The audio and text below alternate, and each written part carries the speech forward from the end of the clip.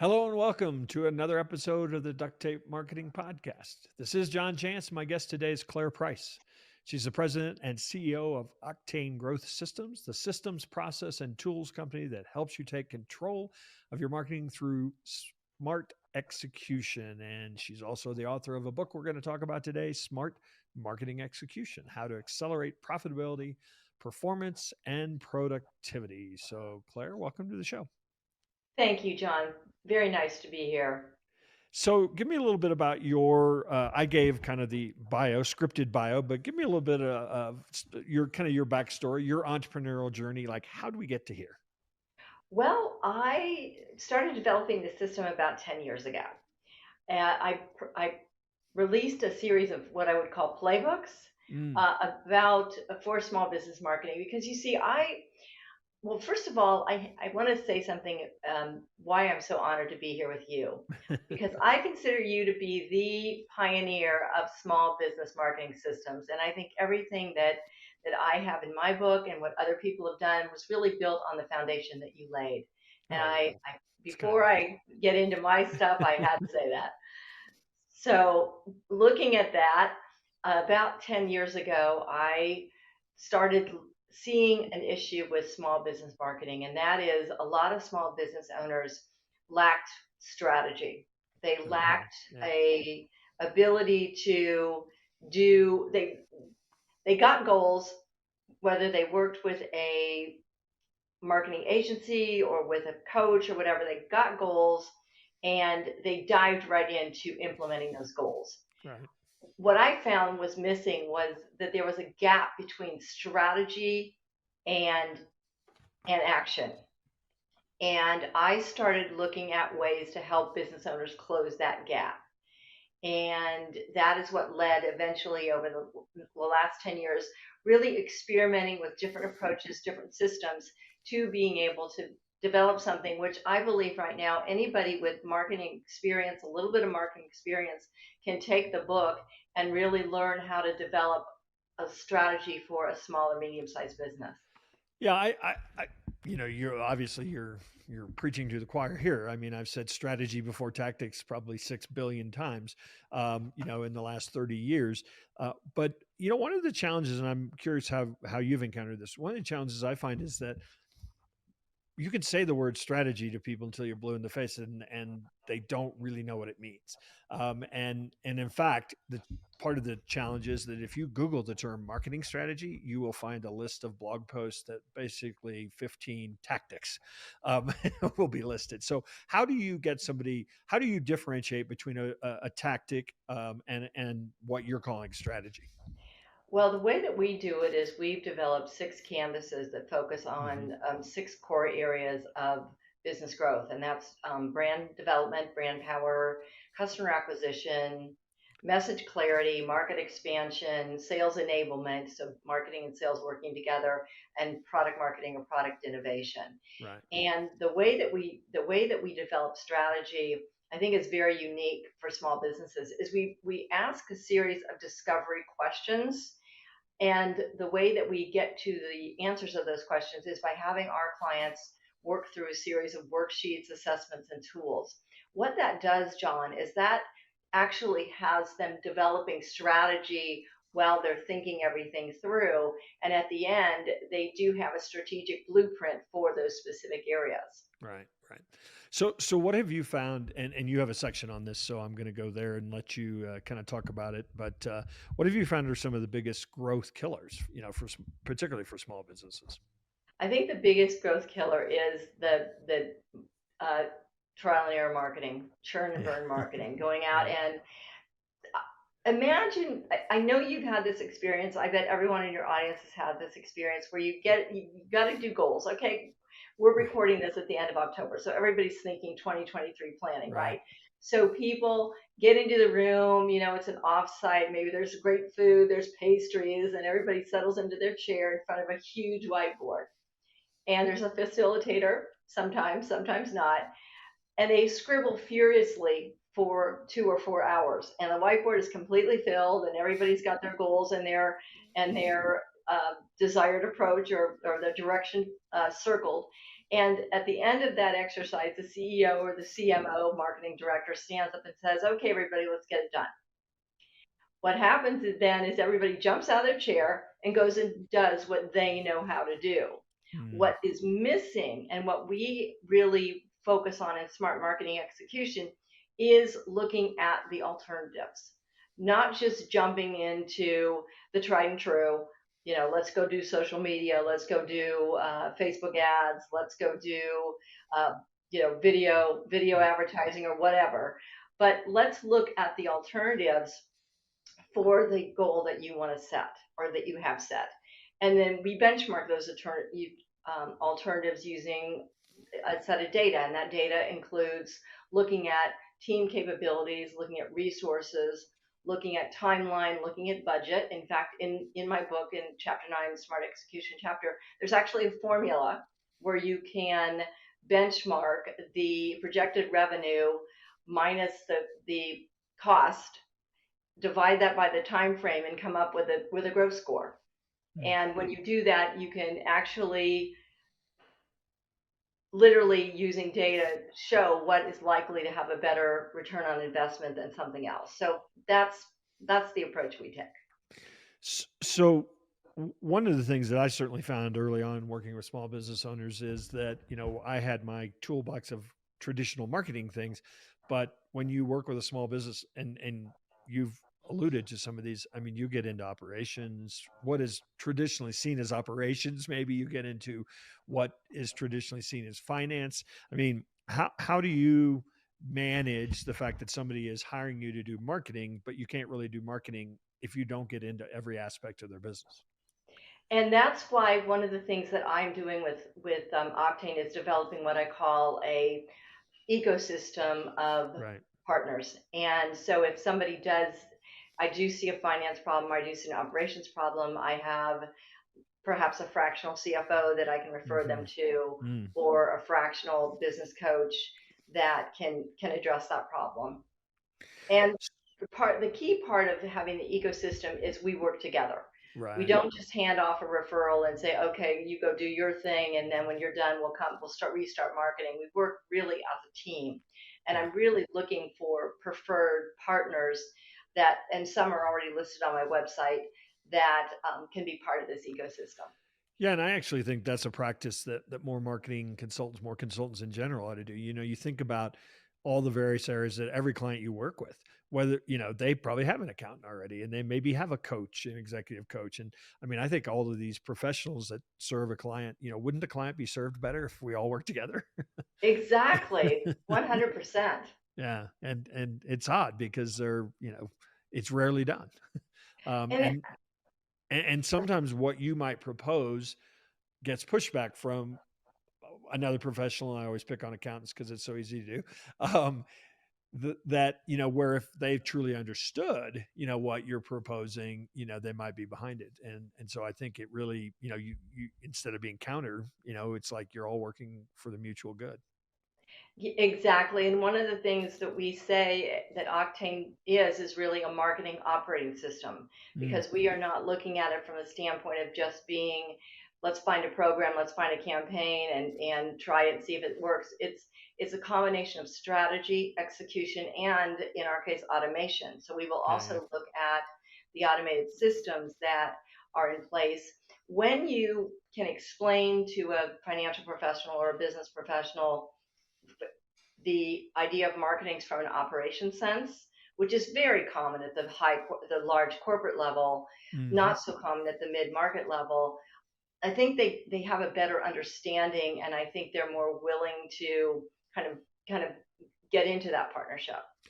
Well, and I think that your growth score, for example, that you just mentioned, you take an account in the growth score and basically say, we're talking about this investment because it will return X. I think that's as opposed to, oh, marketers just want to spend money on ads. I mean, you're now basically showing, here's what this investment is going to return. And that's an argument that's going to go a lot farther with a financially um, oriented business owner, but certainly with an accounting professional, isn't it?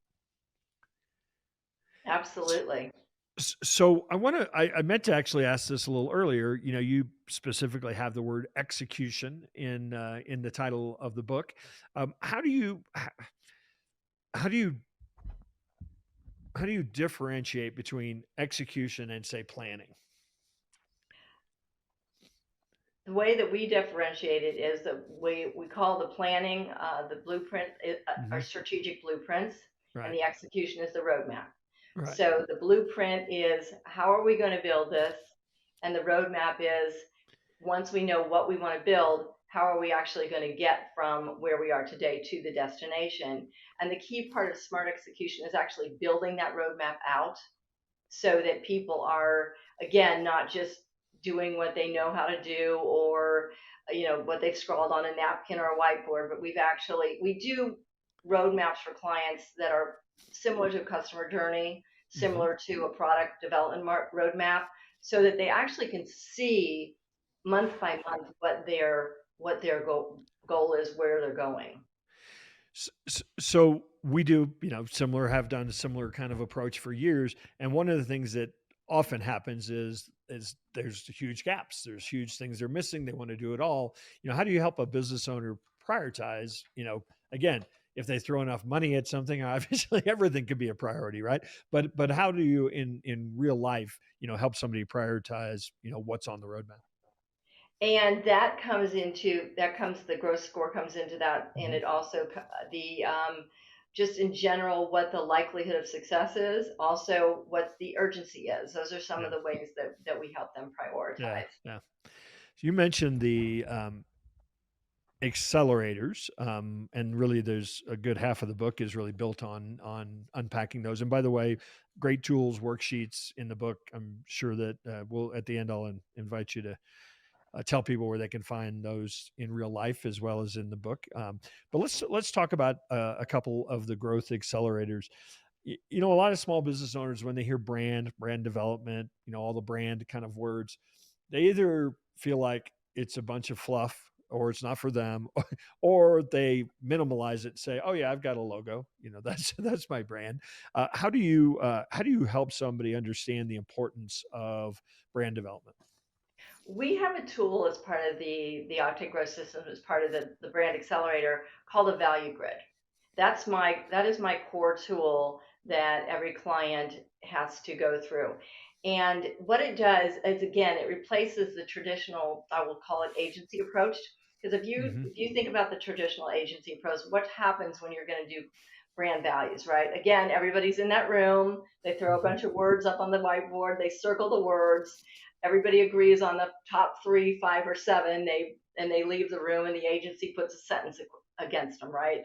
That's what I've experienced in my Yes. career.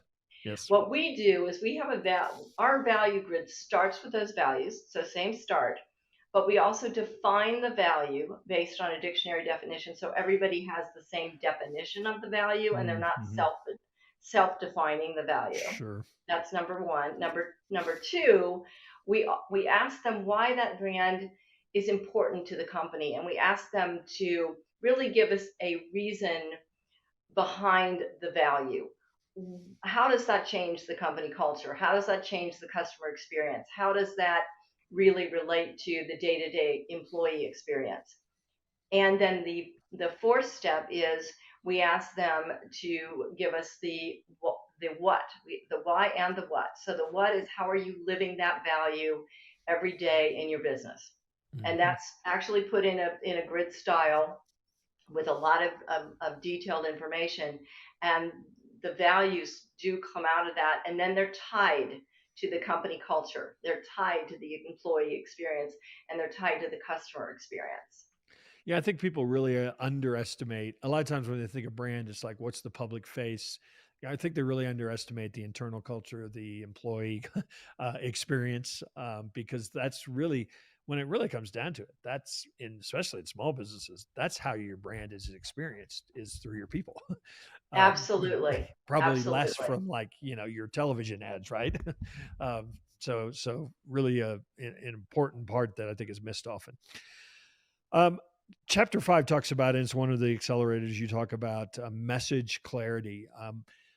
I find for a lot of small businesses, we have to actually start with message, period. Because a lot of times it's just like, here's what we do. And it's like a race to be the same. Um, how do you help folks not just clarify message, but clarify message that matters, that differentiates them? So again, we use the message canvas, which is in the book, which has the Hmm. 6 areas that we look at. So we look at, well, first of all, what's the big idea? What do you really want to communicate? And and the other thing I think that's important, John, and I think this is the core big mistake that business owners make when they're looking at their message. Uh, it's a translation error. They know what they do. They know how they speak it. They know how they live it, but the customer doesn't necessarily live and speak the same Yeah. way the business owner does. For example, I had one client who sells software to K-12 schools, and they had a real problem with their messaging because they're an engineering company.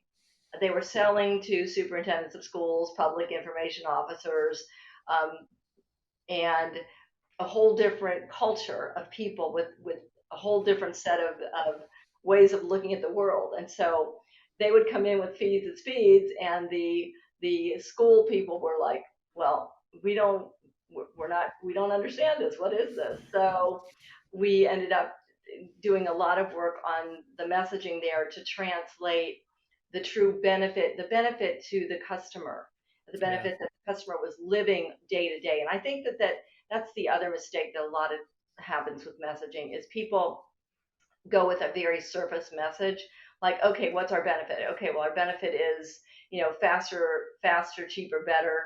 But Right. what's the actual lived experience that Yeah. person, that customer is having? What's going to change the way that they do their business, live their life, or live relationships? And Yeah. then once you find that real deep desire, motivation, then you can really provide the right message. Yeah. After doing thousands and thousands of interviews with customers of our customers, one of the things that's become very clear to me is most businesses don't understand the real problem they're solving for their customers. And that's kind of what you're getting at, or at least have no ability to put it in the words or the voice of the customer. And when you can do that, it sends sort of a magical message to the person, you get me. And Exactly. I think that's why it's such a great starting point. Let's talk about expansion, which is again another one of the accelerators. A lot of people just traditionally, it's like, hey, we've gotten to a certain point. Do we go after a new market? Do we just make more products? Do we go into a different geography? How do you help people kind of hone in on smart ways to grow? I guess.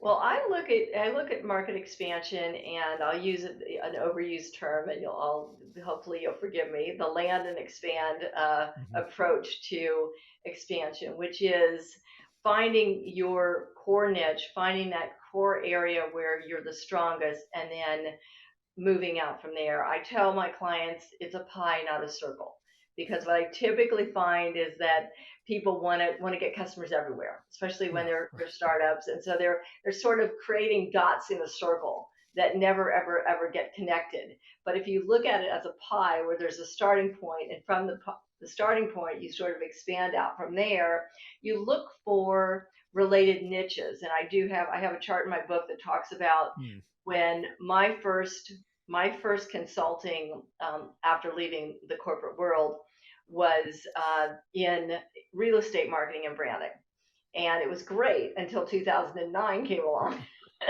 And then, oh, I will never forget, I was driving to my one of my clients, Keller Williams, and living in Sacramento at the time, and I'm driving up to the office and look across the parking lot, and Financial Title Company, which was one of the largest title companies in the Sacramento region, their doors were bolted, were literally chain locked, and all of their file boxes were outside the door, Hmm. permanently closed.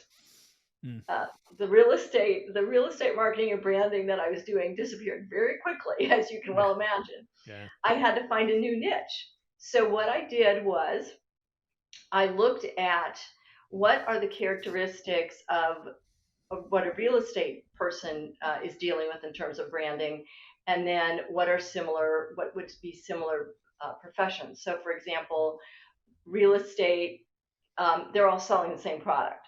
So they have to brand on their own character, their own style of working. So who else has to do that? Well, insurance representatives, for example, Mm-hmm. um, and financial representatives. So looking for related segments that have the same characteristics that you're already serving, so the product is likely to be a good fit, or a good fit with small modifications, I think is a really good way to go.